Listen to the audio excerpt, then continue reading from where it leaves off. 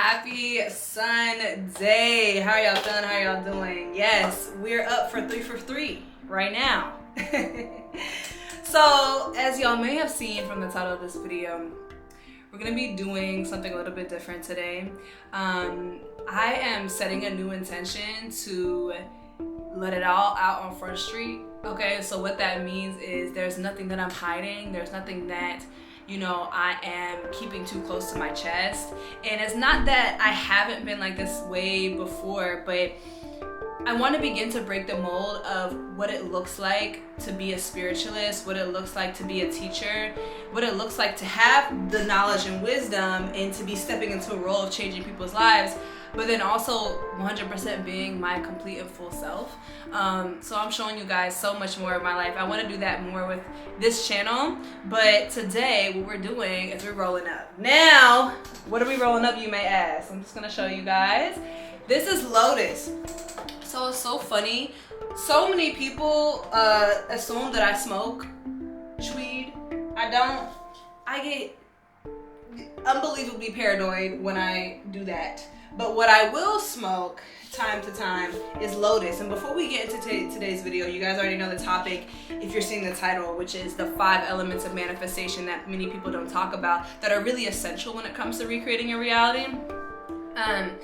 I just wanted to introduce this beautiful ally, which is purple lotus or blue lotus. You can also substitute, but purple or blue lotus. Lotus itself is such an amazing ally. I've been using this for years and years and years. So let's talk about really quick how this can really help you in your manifestation process, and why I'm using it right now in this moment in time. So kick back, get some tea, get some coffee, whatever the case. If you want to roll up with me, you can do that too. Look, I don't judge. As long as it's working for you, it's working for you. So let's talk about it. Lotus has been such an amazing ally for me the past couple years. What it really helps you do is it helps you get into a higher state of being. It helps you jump timelines. It helps you become more of your higher self because it really raises your vibration in so many beautiful ways.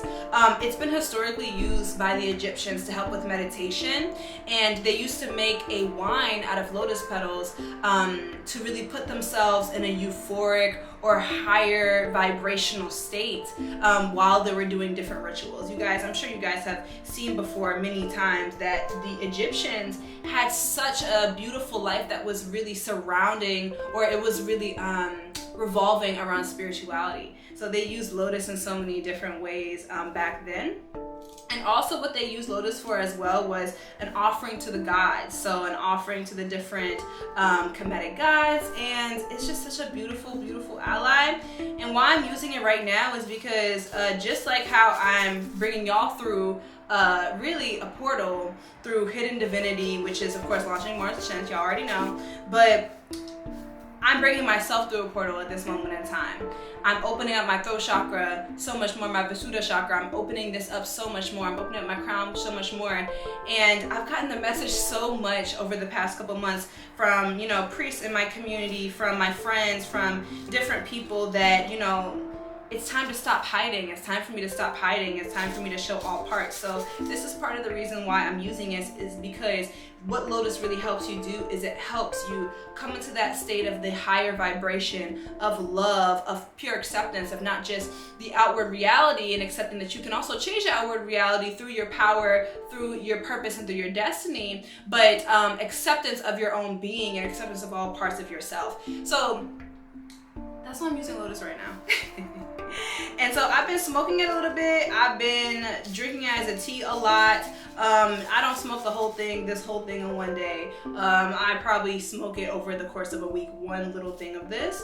But this is just one of my favorite allies. And of course I use organic papers and all that kind of stuff. So one of my favorite allies is going to be your Lotus, your girl, Lotus. Now, let's talk a little bit more about what the title of this video is, which is, again, 5 elements of manifestation that people rarely talk about. So you guys already know, if you're on this channel, you probably already know that I did a free masterclass on Instagram Live yesterday that was really breaking down 3 systems of recreating your reality, reprogramming your subconscious mind, and essentially the foundational framework of how we really create our reality and how our external world becomes a solidified version of our internal world. Now, I have tried to download that video from my Instagram live like 10 times. It did not work. So what I'm just gonna do is I'm gonna go through the different systems, probably in various different videos, or I might do one big video, you know, within the next week or so until Hidden Divinity launches, so you guys have all that information as well, and so that I can continue to contribute to your ascension journey, and so that hopefully you'll join us in the community, you know, when we start this this subconscious reprogramming work, which is 33 days of Hidden Divinity. So let's talk about it. So the 5 elements that a lot of people forget about, or the 5 elements that really people don't lean into enough when it comes to manifestation, are gonna be desire is number 1, willpower is number 2, consistency is number 3, faith is number 4, and embodiment is number 5.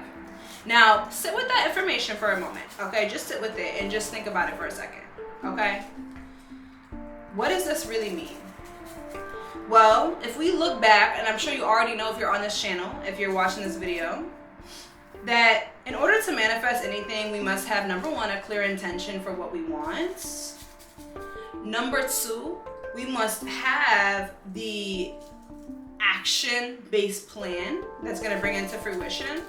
And number 3, we must raise our vibration in order to manifest more opportunities that will make the process a lot more easeful for us.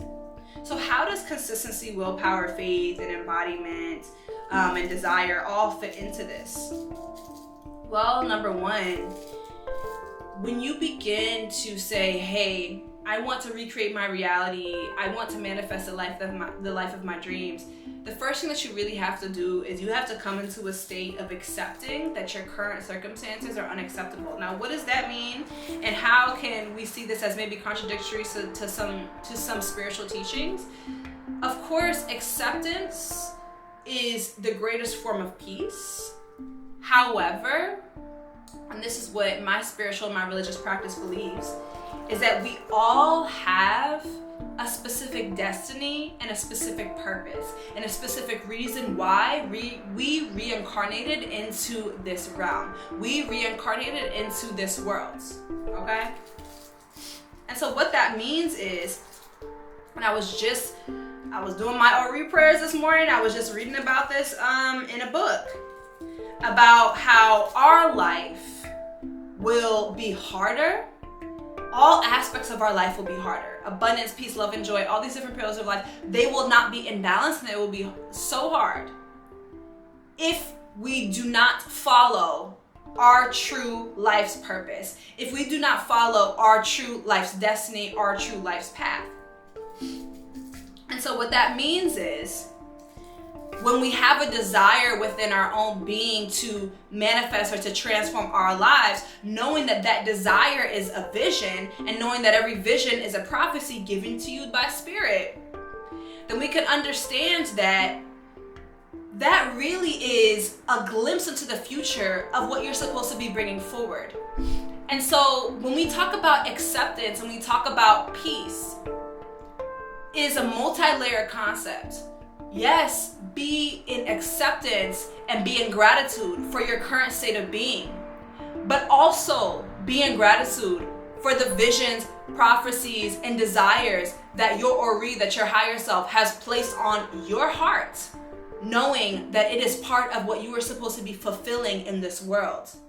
We know, and in Ifa, we believe that we all come from Olorun, we all come from heaven, and we all come from the space of harmony, of alignment, of balance. And we come into the marketplace, we come into this earth that, in many ways has different challenges and different initiations and different things that are really meant to guide us back to ourselves and guide us back to our own purpose. And so we understand that this world is not perfect in itself. And so what acceptance really is being able to see the perfection that's in existence and being able to realize that you are also part of the perfection that is going to bring more balance to what you are also observing. So we need to really make a distinction here that yes, acceptance is peace. And yes, we should be in a state of acceptance of our current circumstances, but also knowing that we can also be in a state of acceptance of our own desires to change the environment, to make everything more in alignment for not just yourself, but also for the world.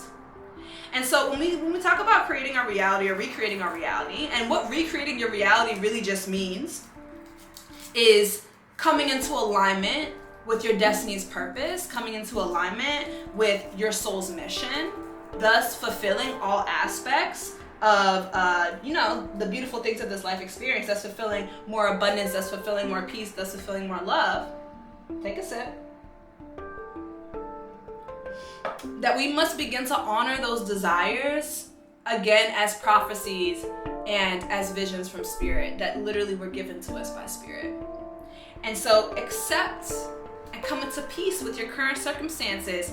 But part of coming into peace and acceptance with our current circumstances also means that we can accept that this current space, that this current reality is literally perfect for where we see ourselves going. It is giving us all the tools. It is giving us all of the opportunities, all of the pathways for where we truly want to shift into. And so when we think about acceptance and peace and this aspect of, finding true balance within our soul's being, we can also understand that we are all perfectly positioned to ascend. We were all perfectly positioned to create a better life. We were all perfectly positioned to outlive or to live rather within our soul's purpose. But you also have to have a desire to be in that alignment. You have to have a desire to create something beautiful. And creation and creativity is the freest and purest expression of the soul. The freest and purest expression of the soul's desire. And if you don't know exactly what your purpose is, if you don't know exactly what your calling is, definitely, you already know How to Find Your Purpose ebook, free ebook that I put out a couple weeks ago. I'm gonna put the link below. Please check it out. I've been seeing so many people print it out and do those questions. I love that. So that's why desire is so important. There's a lot of people who just don't have a desire to change. They don't have a desire to, evolve in their life, and that's absolutely fine. But understanding that all of our spirits, all of our souls, all of our auras, all of our higher selves do have a desire to fulfill our destiny and our purpose. And so when you tap into that yearning and tap into that desire to expand, then you can really start to recreate your reality. Now, the second step is going to be willpower. This is where a lot of spiritual people get stuck. We are stuck in the I see. We are stuck in the I wish. We are stuck in saying, affirmations about being millionaires and being in abundance, but we don't have the willpower to actually change. Let's talk really quickly about the dynamics of money. Money needs both feminine energy and masculine energy to rest in your life. What does that mean? You must have the ideas, you must have the creativity, you must have the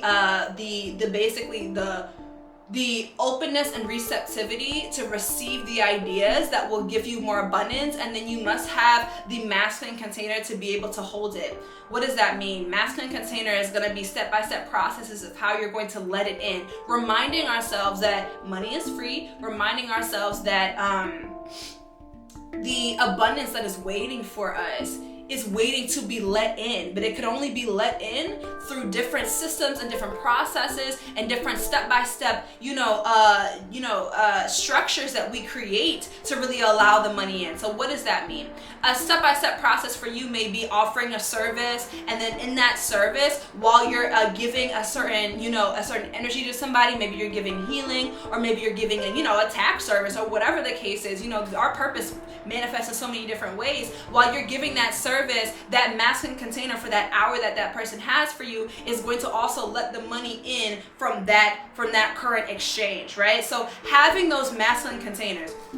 You cannot stay in a job that you hate and continue to manifest more money. You cannot stay in a position that you know is not in alignment for you and randomly start to manifest more money. And if you do, you can definitely manifest a little bit of that money, but you cannot manifest all the money that is literally waiting to come into your life, okay? Because that money is only going to come into your life when you start to walk in alignment with your purpose and your highest calling. That is when all these things will be in alignment with you. And when you're in full integrity with your purpose and your alignment and your highest calling, that's where you're going to start to see an overflow of abundance, right? But we have to begin to understand that the money and all these things, they need both feminine and masculine energy to come in. And the willpower, the ability to create those actions, the ability to create those structures is going to be so important when it comes to actually having the resources and having the things that we really need in order to create the visions that we see. Money is not bad. Children of the water, children of Yemoja, children of Oshun, children of Mami Wata, you know and we know that money is not bad. Money is just an exchange of energy that we can use to then build further structures to create freedom, not just for ourselves, but for everybody else.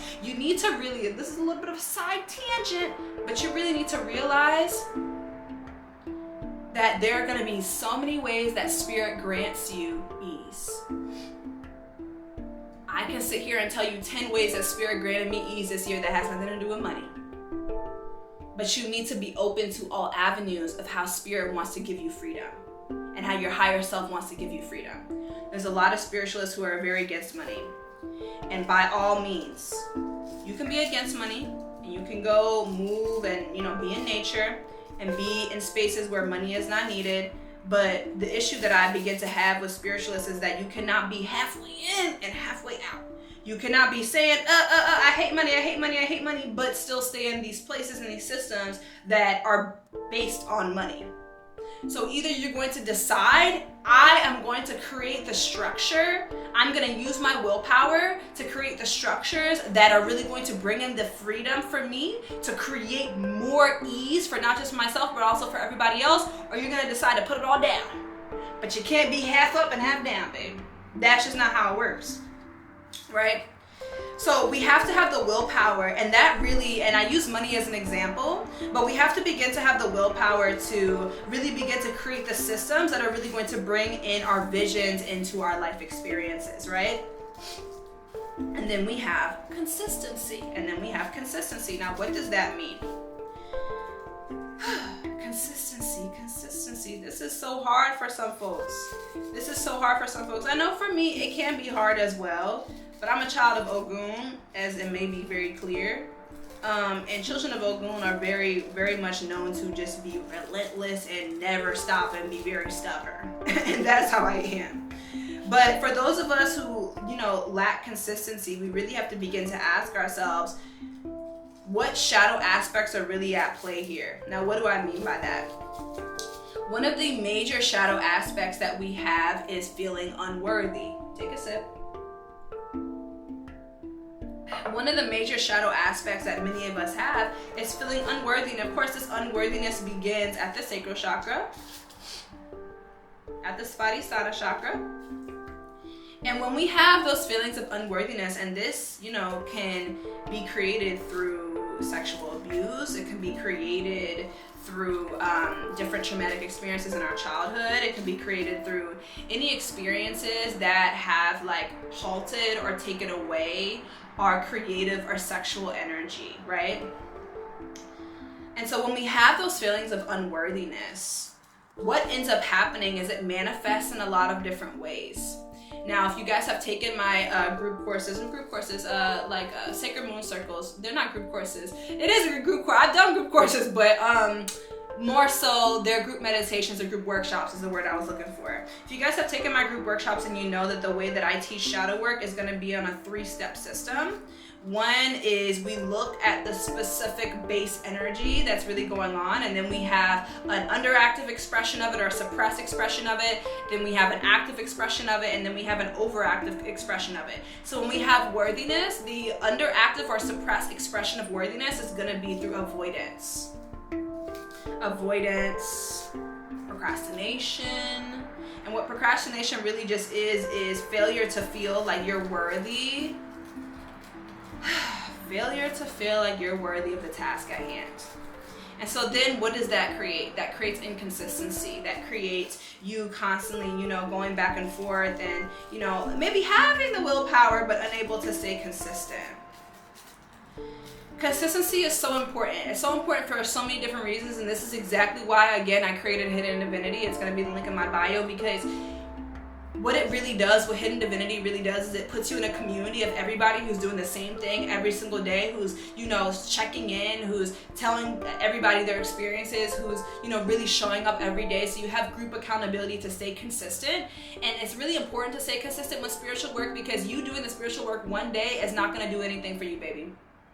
You must do that spiritual work over and over again until it becomes an embodied aspect of yourself. And then all of those positive belief systems and all that healing that you did is then put on autopilot.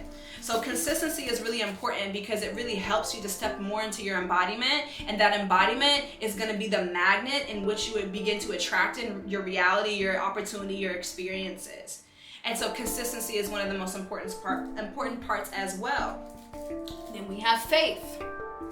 Child, and again, this is exactly what Hidden Divinity helps you do, is develop a stronger sense of faith. Faith is so important as well. So faith has two aspects to it. It's faith within yourself and your own actions and your own being, as well as faith that there is a higher power. There is literally source. There is literally God that is working in your favor to help you create the things that you desire. And again, we've talked about this before on this channel, but I'm going to say it again. But when we have a stronger sense of faith and a higher power, and when we co-create with the divine instead of relying only on our human, then our vision gets bigger and bigger. And then we feel, you know, we release these feelings of imposter syndrome.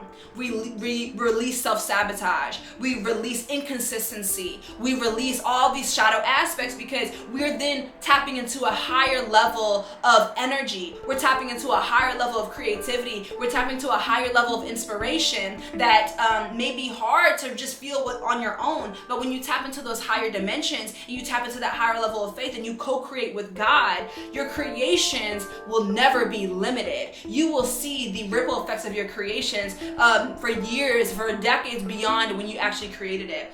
Faith is I would argue, the most important aspect of this, because faith will drive your desire. Faith will drive your willpower. Faith will drive your consistency, and faith will drive your embodiment, because you feel within your body, and you know within your body that there is something bigger that is working in your favor, that you could always rely on. You are never doing this alone. You're never doing this alone. It's hard to manifest alone. It's hard to manifest just by yourself. But the more and more that you have faith that God is literally working in your favor, and that God is guiding you through this process, the easier and easier it is for you to stay consistent and really embody the person who you know you're becoming in this moment in time. And that is how you crunch time. That is how you jump timelines. Is by showing up as that higher version of you that already has all the things that you desire and already acts as if. And that is a permission slip to feel those higher levels of energy, those higher levels of feeling, those higher levels of emotion. And then that will then literally have you jump timelines. It will shift you into a new timeline. But you being able to do that work that consistency may have to come from faith. And I talked about this on the live, and I'll talk about it again. A lot of spiritual people come to the spiritual industry because they are, to be honest, running from God. They grew up in religious organizations, religious entities, you know, that perpetuated shame. They had really bad experiences in these spaces, in these places. And so they then associate God with this angry, you know, masculine figure that will try to punish you at any point in time. And so then how, if God is a source of shame, how can you co-create with this thing that your subconscious mind is telling you that hates you? And so then what happens is you come into the spiritual industry, you end up doing all this healing, but the one missing element is you are running from the shame that really just brought you here. And so then there's this deep sense of feeling alone. And I'm going to tell you this too. So many you're going to see so much in the spiritual industry of people like, oh, lone wolf, this is a, you know, very lonely journey. And yes, it is a lonely journey in some degrees, but it does not have to be as lonely as a lot of people make it out to be. And the reason why a lot of people make it out to be lonely is, again, because they're running from something that used to bring them shame. they're running from, community. They're running from, groups, because it reminds them of their past. It reminds them of the church. It reminds them of all these different systems that really made them feel terrible about themselves, when they were children. And so then what we have is a lot of people running from the faith that is really trying to work in their favor. And so they end up chasing things that are not really for them. They end up starting things or beginning this journey and doing things that are not really in alignment with their true being, because they're not listening to this all-knowing force, because they're not tapped into it anymore. Because a lot of the modern spirituality, the modern spiritual quotes that we see emphasize being alone and relying on yourself. But when you restore that faith in the divine, you also restore love in yourself. You also heal your inner child. You also then become your own permission slip to knowing and feeling that you are completely and utterly supported. So it's really complex sometimes, and it's really difficult sometimes for people to accept that God, not just the universe, God, not just source, God, yes, the same God that you may have felt hated you for one reason or another, that God is trying to help you manifest the life of your dreams. Because it's funny, another way that this manifests is, and you're gonna see this a lot of times, this aspect of, honestly, borderline spiritual psychosis of a lot of spiritual people thinking that the world is out to get them. A lot of spiritual people thinking that everybody is jealous of them, that they have to cut everybody off, that all this other kind of stuff, because they're not in tune with the true aspect of God, which is the original expression of love. So if you don't feel like you have this higher power that's working in your favor and your advantage, then of course you're going to be a little bit more paranoid. Of course you're going to be easily discouraged. Of course it's going to be harder for you to be consistent. Of course it's going to be hard for you to show up every day, because again, you're relying only on yourself. So that's exactly what Hidden Divinity does. It helps to realign you with God, with Source, with Spirit. And the last aspect that we talked about here was embodiment. Again, we kind of covered this a little bit, but embodiment is really giving your mind and your subconscious mind the permission slip to feel the success before it comes. This then crunches time and makes the manifestation process a lot faster and a lot easier. You're no longer looking to the outside world to give you the feelings that you desire to feel within. You're cultivating these feelings within, then magnetizing more opportunities and experiences that will match the feeling that you hold within. That's what we talked about, babes. That's how to recreate your reality. You need more than clarity. You need more than intention. You need more than an action plan. You also need to have those 5 elements: consistency, willpower, faith, embodiment, desire. So ask yourself, is there anything that I was triggered by in this conversation? Is there anything that I was triggered by, when we talked about all these different things? And what do I have the hardest time with? And what is the easiest for me? Go ahead, if you made it all the way to the end of this video, comment below. What aspect of everything that I talked about do I have the hardest time with? And what is the easiest for me? I would love to hear from you. You guys already know Hidden Divinity starts March 10th. And sign up to be the first to be notified, because the first 24 hours that I open my app up for download, you'll get 24 hours off. You'll get 50% off of Hidden Divinity. So if you're ready to reprogram your subconscious mind, really combine all these different aspects of reality recreation, and really start to live the life of your dreams, join us. But I love you guys. I hope you guys enjoyed this. Comment your reflections, and I'll talk to you soon. Bye.